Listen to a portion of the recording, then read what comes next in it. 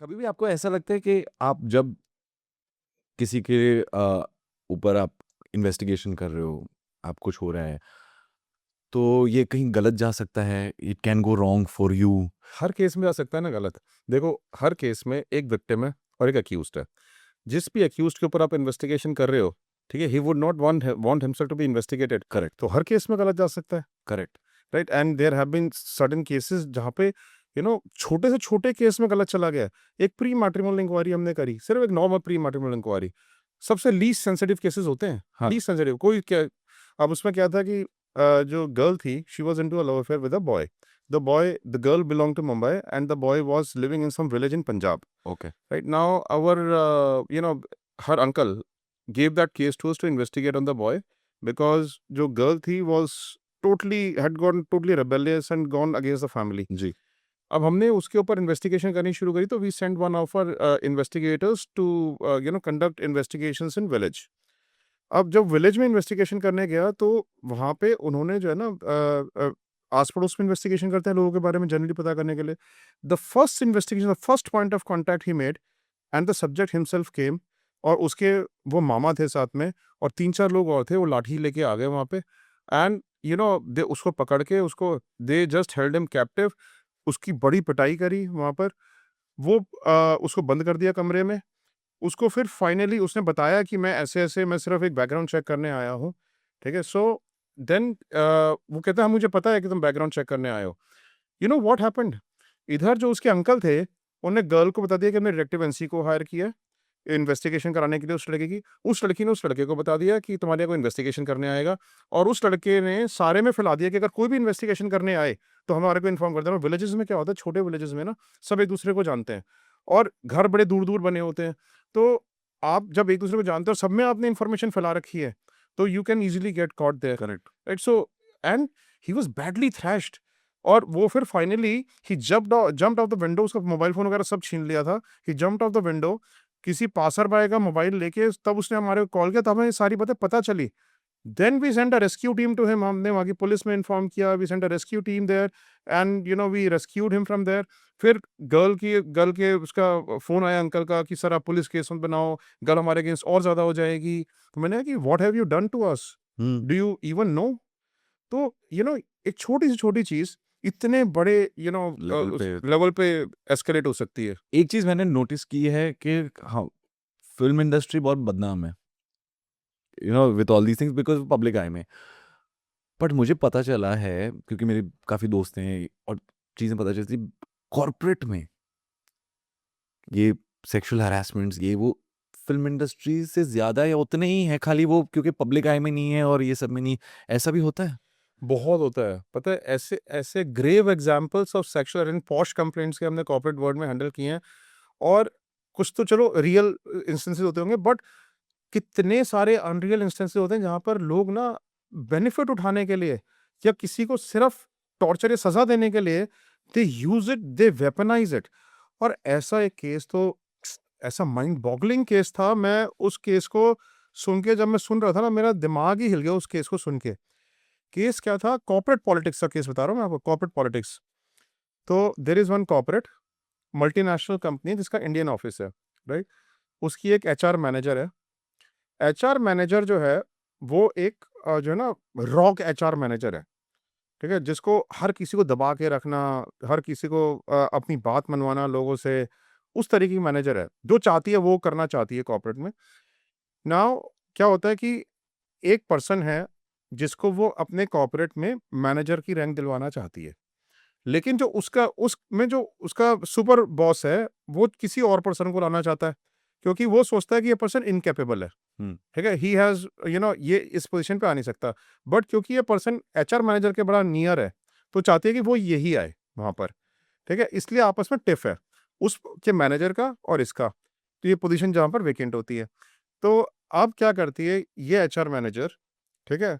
Just to settle the scores with that person because he wants to bring in his own person, उसने जो है क्या किया कि इसको इसके पर्सन को इनकैपेबल बता दिया, इसको इतना ही बता दिया कि he should be removed from the organisation because is non performing asset, right? So now ये एचआर मैनेजर क्या प्लॉट करती है? डेडली प्लॉट ये करती है।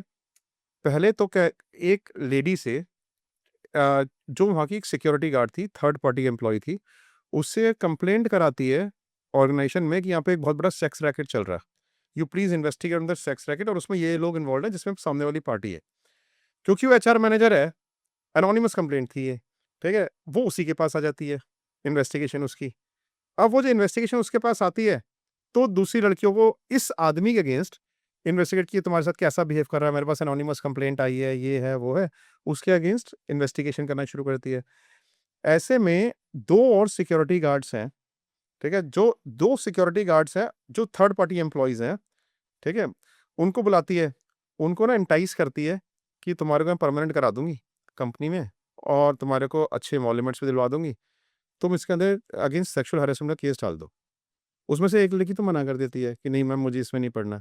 एक लड़की मान जाती है, ठीक है। सो वो लड़की उसके ऊपर, और उसके जितने भी अलायंसेस थे, मतलब जो उसके क्लोज लोग थे, सबके ऊपर सेक्सुअल हैरेसमेंट का केस डाल देती है। बट गलती क्या करती है?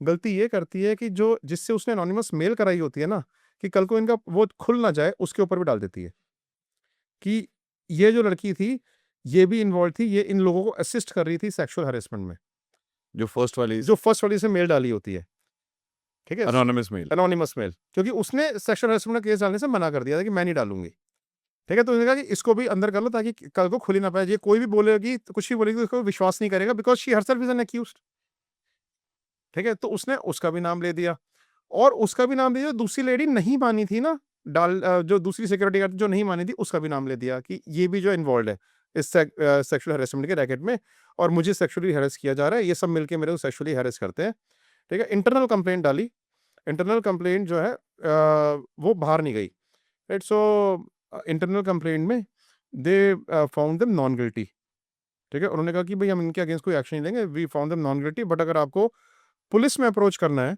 तो आप पुलिस में अप्रोच कर लो, हमें कोई ऑब्जेक्शन नहीं। She didn't approach the police, ठीक है, वो पुलिस में नहीं गई वो, बिकॉज फॉल्ट फेक थी कंप्लेंट।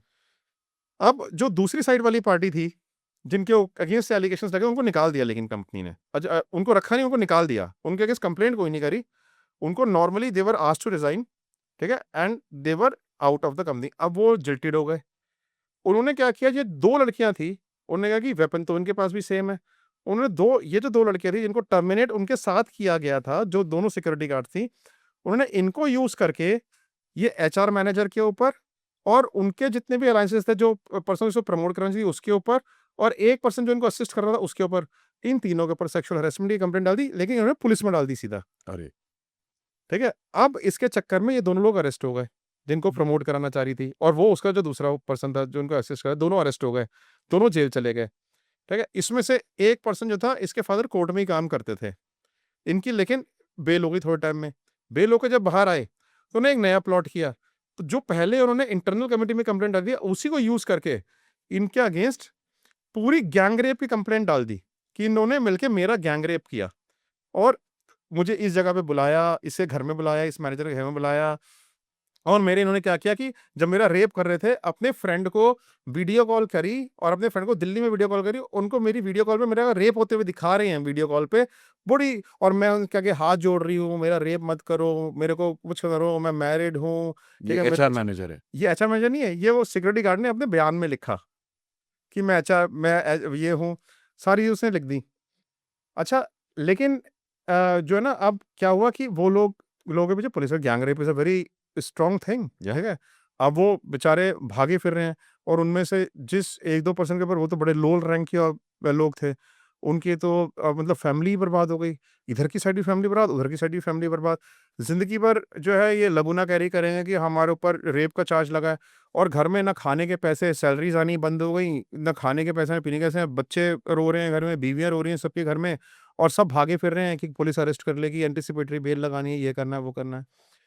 मतलब मैं बता रहा हूँ, कॉर्पोरेट पॉलिटिक्स जो है ना, किस हद तक गंदी हो सकती है दोनों साइड की पार्टीज के लिए, राइट। और अब हमारे पास फिर ये लोग आए जो सेकंड पार्टी, जो भागे फिर रहे हैं, ठीक है। सो जो इन सब के जो बॉस थे, ऑर्गेनाइजेशन के जो हेड थे, now he is retired, he came to know, ये सबको कंट्रोल में रखते थे, he said out of humanitarian grounds, ठीक है, he came to us, he said कि सर आप इसमें हेल्प करो हमारी, ठीक है, इन बच्चों को बचाना है, क्योंकि ये भागते फिर रहे हैं, और मैंने इनके साथ 22 साल काम किया, कभी ऐसा काम कर ही नहीं सकते जिंदगी में, ठीक है? सो फिर हमने इनकंसिस्टेंसीज़ देखी कंप्लेंट में। जो उसने इंटरनल कमिटी में कंप्लेंट फाइल करी थी और जो एफआईआर फाइल हुई है, उसमें ज़मीन आसमान का फ़र्क। उसमें जो इंटरनल कमिटी में कंप्लेंट करी थी, एक पर्सन को उसमें इंक्लूड किया था।